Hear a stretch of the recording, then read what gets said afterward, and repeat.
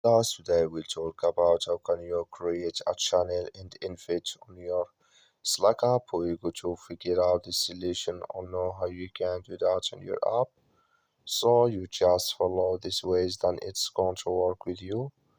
So all you have to do, so you just go here above your photo profile, just click on it here.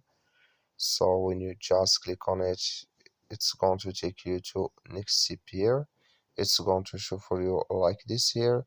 So then all you have to do now, you just click here on invitation here, invitations to connect.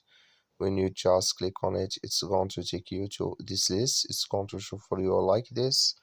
Go here above this sign, click on it. So then it's going to show for you a list like this here. Click here on create a channel and invite here. So then it's going to take you to this list, and here you add here name.